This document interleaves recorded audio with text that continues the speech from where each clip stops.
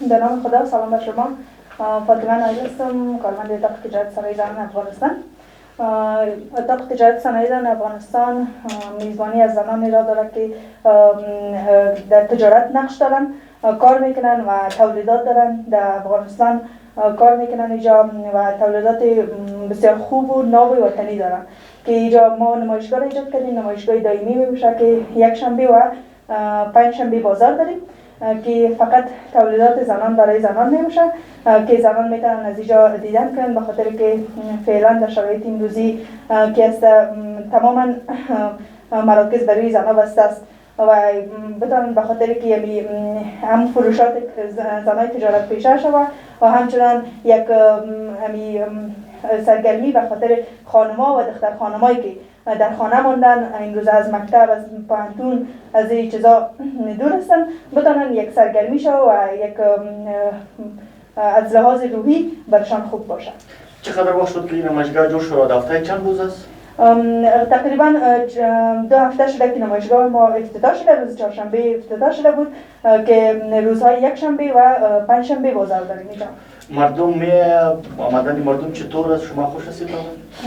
بله، روز چهارشنبه بسیار خوب بود که زیاد از تجمع زنان و مردم داشتیم در نمایشگاه ما، اما بدبختانه که با اعلان از حکومت که نتونن زنان نمیتونن به مؤسسات خارجی و دولتی دیگر کار کنن، از او خاطر یک انگیزه بسیار بد بر زنان داده شد که نتونستن، یعنی حال فکر کنیم نمیتونن که از خانه براین به خاطر دیدن یا سرگرمی و چیزا که عدم آگاهی میشه برشان که نمیتونن اینجا کار کنن. خواستیم از حکومت امارت اسلامی است که شناخت زنان کارآفرین و تجارت پیشه در جامعه کنونی بسیار ارزشمند است. زنان کارآفرین در کنار استقلال مالی دارای استقلال فکری و ذهنی می باشند و زنانی که کار میکنند در جامعه نه تنها برای یک خانواده بلکه افراد و گروه های زیاد را میتوانند وارد چرخه های بازار کنند که برای یک جامعه که بخواهد به سوی پیشرفت بره بسیار مؤثر می باشد. و اگر ما بتانیم حضور زنان در جامعه پر رنگ بسازیم و بتانیم که اینا را حمایت کنیم، ما میخوایم که اینا را حمایت کنیم، امارت اسلامی زنان را حمایت کنه، خصوصا در بخش تجارت، که ما بتانیم به سوی یک افغانستان آبادتر، خوبتر و بهتر قدم بگذاریم. از ولایت ها چقدر تولید آمده در کدام ولایت است؟